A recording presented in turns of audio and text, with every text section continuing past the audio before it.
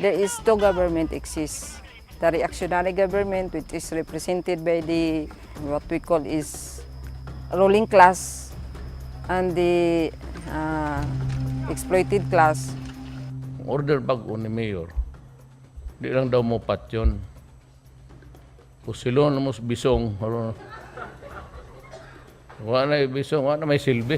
From this on, we will shift now on active mode. That means we can conduct our operations against the CPP NPA.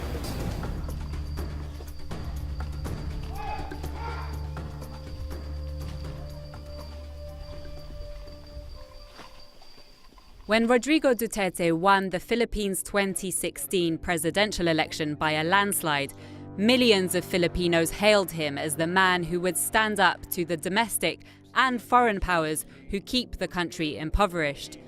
But today, more Filipinos have been killed by Duterte's government than the thousands murdered by Ferdinand Marcos, the US-backed dictator who enforced a bloody era of martial law in the 70s. Duterte's broken his pledge to break the Philippines' 65-year-old military alliance with the United States.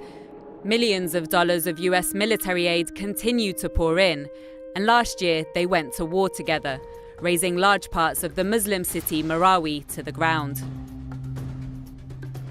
His election promise of peace talks with communist militants also hasn't got anywhere yet. One moment he asks them to talk, and the next he threatens a new crackdown. It's been going on like this for months. The guerrilla are fighting in one of the world's oldest communist insurgencies for the New People's Army, founded by 79-year-old Jose Maria Sison, who lives in exile. We went to meet the fighters who are taking the NPA into its 50th year. Deep in Mindanao's mountainous Bukidnon province, we travelled through the dead of night to stay out of the military sites, to a base that was still being set up as we arrived. This mobile platoon is constantly on the move. Their task is to spread the reach of the NPA in the vast Filipino countryside. Politically, in the whole Philippines, it's scattered into three big islands, Luzon, Visayas, and Mindanao. And particular in Mindanao, the strategic mountains, which is very suitable for waging revolution, is already occupy the guerrilla fronts. The entire Philippines, according to the data, we have already 120 plus guerrilla zones. And particular in our region, in North Central Mindanao, we have 10 guerrilla fronts. The NPA follow the teachings of Chairman Mao Zedong, the leader of the Chinese Communist Revolution that in 1949 overthrew the US-backed forces of Chiang Kai-shek. Their guerrilla warfare is modelled on his strategy of protracted people's war, designed to overthrow an imperialist-backed state. The Filipino left call Duterte's government the US Duterte regime and say that even though the Philippines officially won independence from the US in 1946, the American military is still in charge. Foreign corporations continue to extract super profits out of the country's natural and human resources, just as they did under colonial rule, while millions of Filipinos are living in abject poverty, surviving on barely $1 a day. Actually, I'm not from the organized mass, but I work in Manila as a laborer, something like that. So I feel the unjust system of the government. I hate the government already at the time, even though there's no NPA that coming to me now, then explain me that this is the government, this is the past government. Then I return home, then I see a couple of comrades, I go with them. Actually, they really think that I cannot survive because I'm big, I'm fat, no? But in principles, I believe in the party. I firmly believe in my comrades. I really dedicate myself, my life to the revolution until its victory. If I'm not hit by the bullet. The guerrilla work to a strict routine and strict rules, like protect the environment, no swearing, and return everything you borrow. They wake up at 4 a.m, exercise at 5, have meals at set times, and regular education sessions to keep them well versed in the Communist Party's ideology before they go out to nearby communities of peasants, or what they call the mass base. In organizing the mass base, we have our political lines. We talk to them, we share with them with their problems. They will talk to us about their problems, about what they want in their life. Then we simply collect it all, then we summarize it. We give them the solution of what they will do to improve their lifestyle, their means of living. Those solutions involve building what the communists call organs of political power, associations of local people to resist powerful landlords and corporations. They connect them with legal organizations in towns and cities, which will help them to build schools and have access to healthcare, services that the government fails to deliver to remote areas just like this. And the political aspect, we establish mass base, guerrilla zone, from the countryside to the cities. This is what a guerrilla zone looks like. In the center, you have the guerrilla base, which is surrounded by several security and defense lines. The inner defense lines are manned by NPA fighters, the outer layers by People's Militia. People's Militia are local peasants, trained and sometimes armed by the NPA.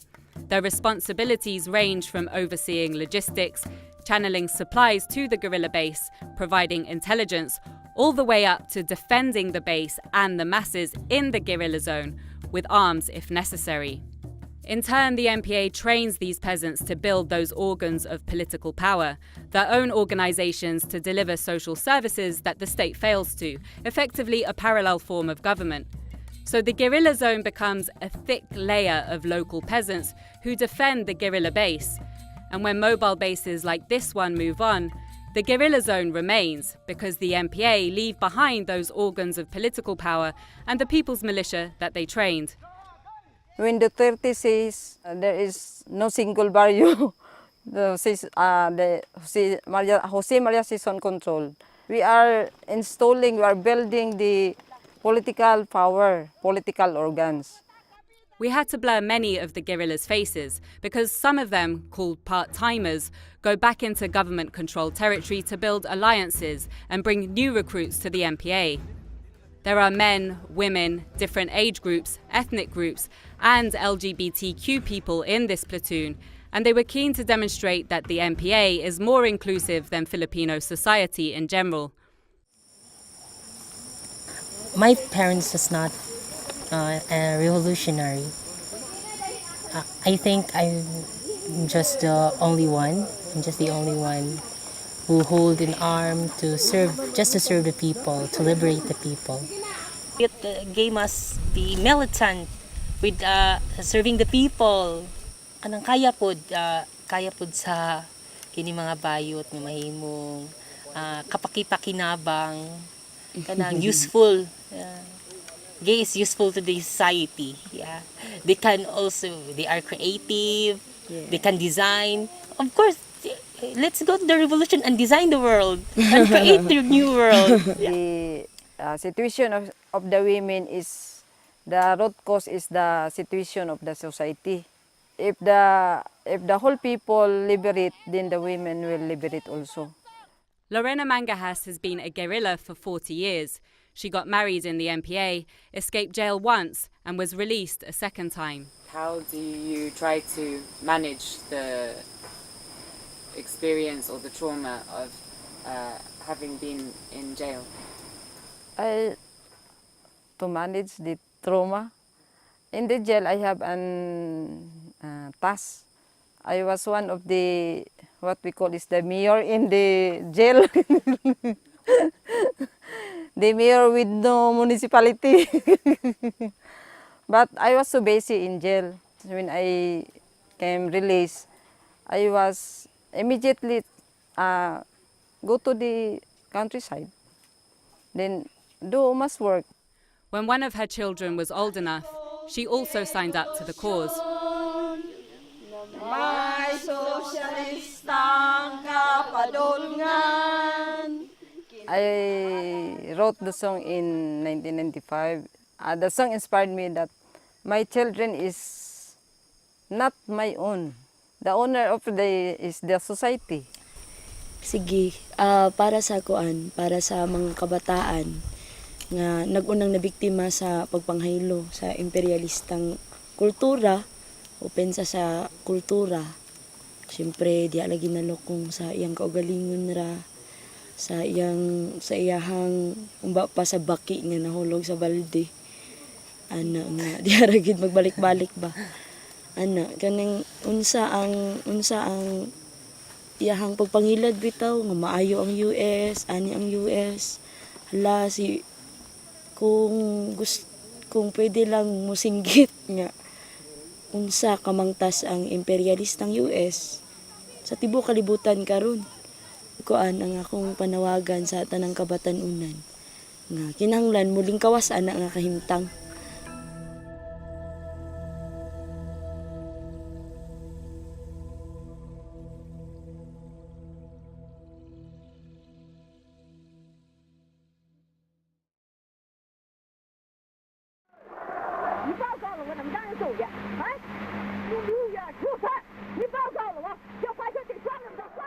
All over China, these land redistributions were the opportunity for the settling of scores. Encouraged by the party, the poor peasants, who had been used to suffering and humiliation for 2,000 years, raised their heads and gave free rein to their feelings of resentment. Class violence broke out. Over 1 million landowners were executed.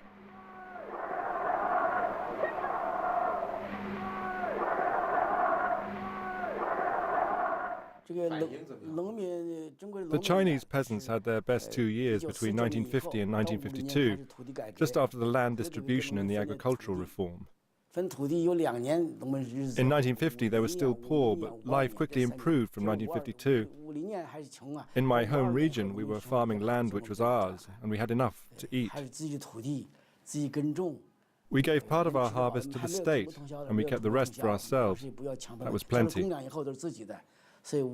I was young at the time, but I could feel that life was improving. The villages organized all sorts of artistic activities during the new year, but later all that was stopped.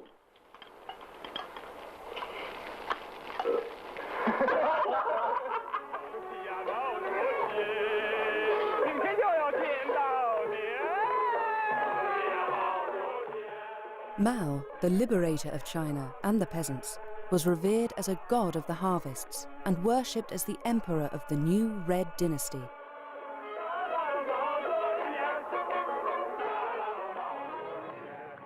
But from 1953, these land redistributions made Mao fear the reappearance of a class of small landowners. So, on the model of the Soviet kolkhoz, the party persuaded the peasants to combine their plots into collectives of up to 50 families.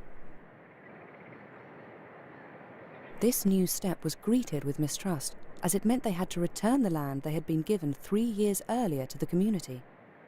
In spite of everything, Mao still judged the Stalinist model as the ideal, even though the Soviet tyrant died in this same year, 1953. Then, an extraordinary event shook the socialist world. In February 1956, in his famous speech at the 20th Party Congress, Khrushchev denounced the crimes of Stalin, his personality cult, and his disastrous collectivization campaigns.